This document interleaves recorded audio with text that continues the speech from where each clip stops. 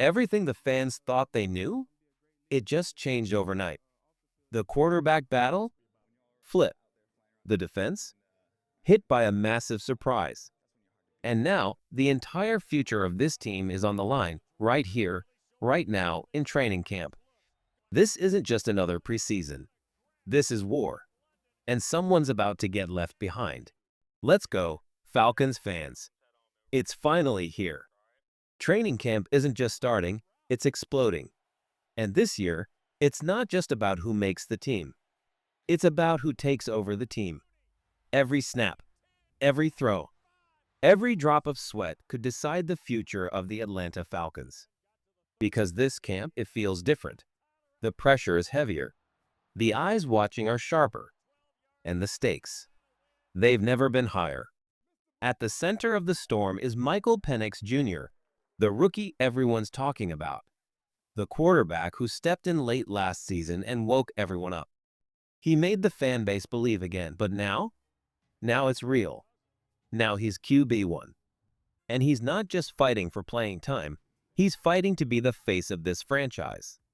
But hold on, Kirk Cousins is still here, still on the field, still getting paid like the guy.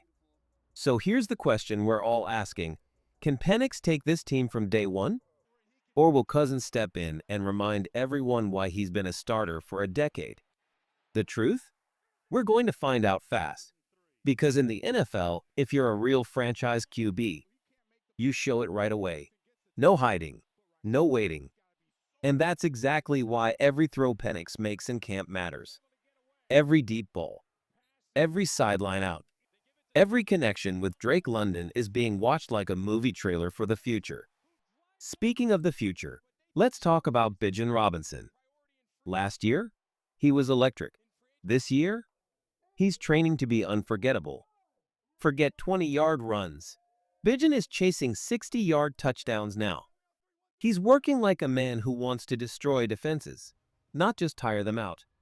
Zach Robinson, the new offensive coordinator, is unlocking a whole new version of him.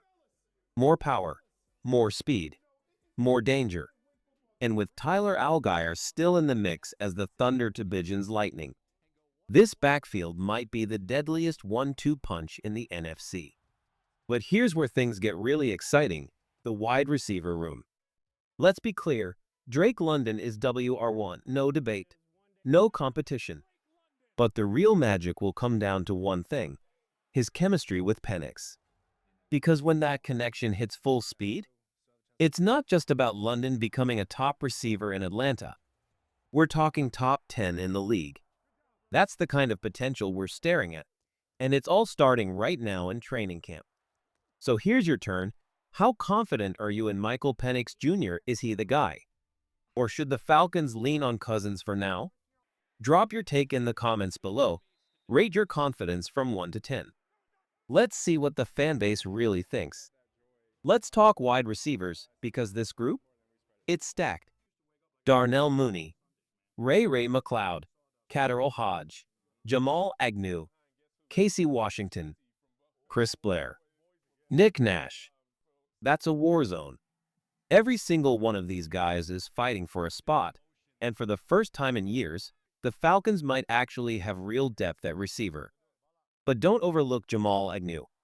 Because while some guys are grinding for receptions, Agnew could change games before he even touches the offense. His return skills are elite. And with Avery Williams gone, Agnew has a real chance to take over as the Falcons' next big playmaker on special teams. One return touchdown could be the difference between 9-8 and 11-6. Don't sleep on it. Now let's turn to a name that's been under pressure for a while, Kyle Pitts. This is it. Year 5. Contract year. No more excuses. No more waiting. Pitts has to prove he's still that guy, the number 4 overall pick who looked like a future superstar as a rookie. We've seen flashes, but flashes don't get you paid.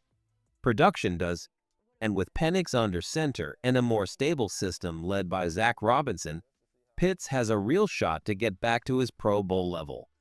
Whether he earns that next contract in Atlanta or somewhere else, he has to earn it now, and the Falcons need him. Not in a few months. Today. And let's not forget the offensive line, because protecting a young quarterback is everything. Ryan Newsel is stepping into a pressure cooker. He's replacing Drew Dalman at center, and while there's some trust in him, the margin for error is razor thin. He's had reps with Penix. That helps, but camp will be the true test.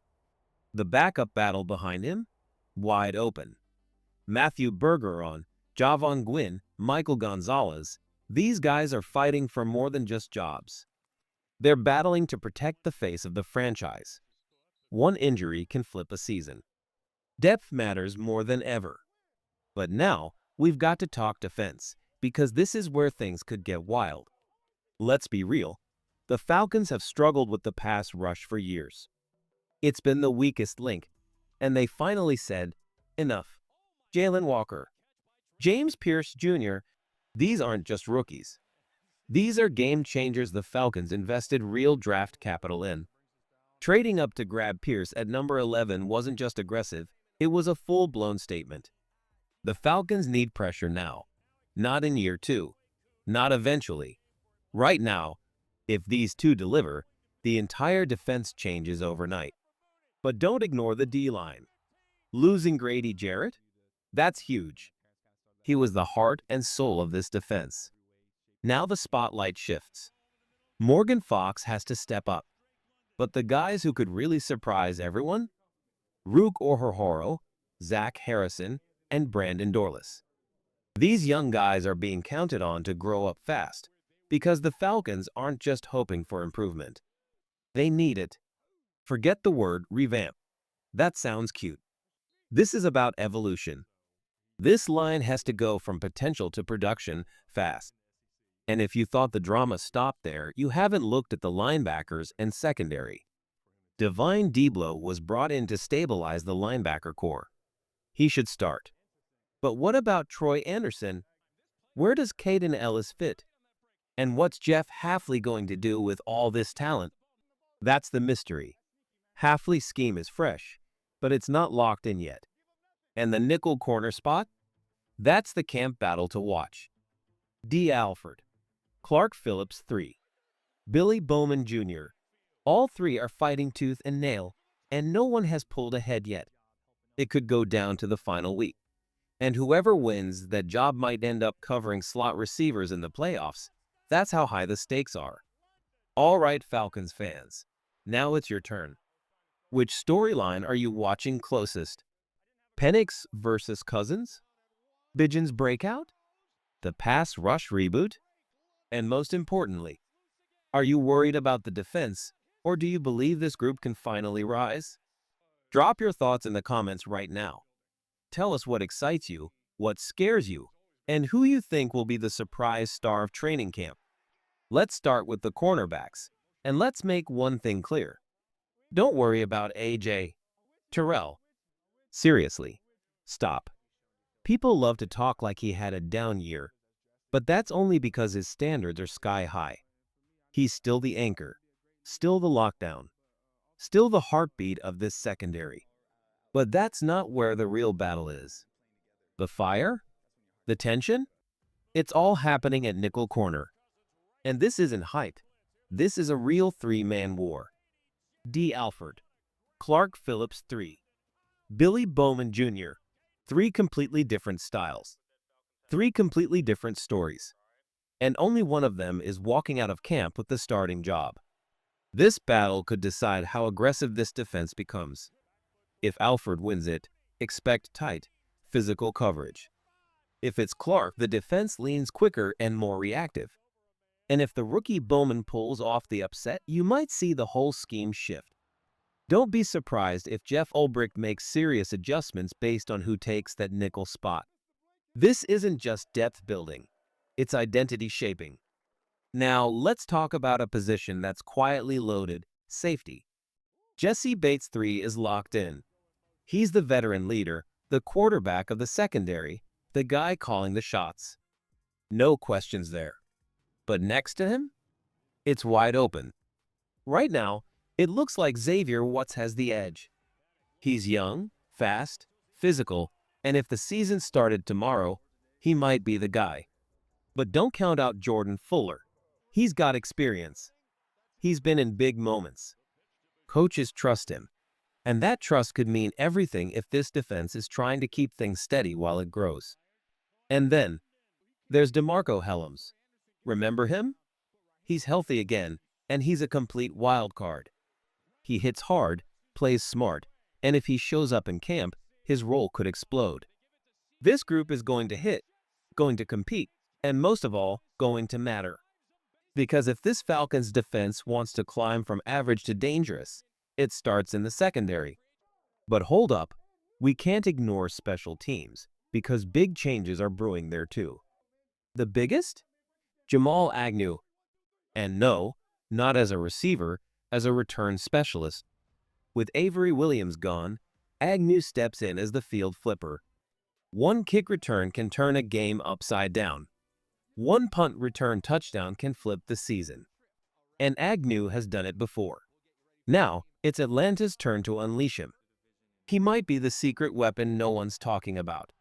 And while we're here, let's talk about the kicking game. Young Hoku is still the guy, but Lenny is making noise. There's real competition brewing, and consistency is everything. If this team's going to play tight, gritty games, and they will, every extra point and field goal counts. One bad kick can cost a playoff spot. One clutch moment can win one. So now I want to hear it from you, Falcons fans. Who wins that nickel battle? Are you rolling with the vet in Alford, the technician in Phillips, or the rookie surprise in Bowman? Do you believe in Xavier Woods stepping into that safety role? Or do you trust Fuller's experience more? And most of all, is Jamal Agnew going to break open games on special teams? Drop your takes in the comments right now. Let's see who's got the best camp predictions.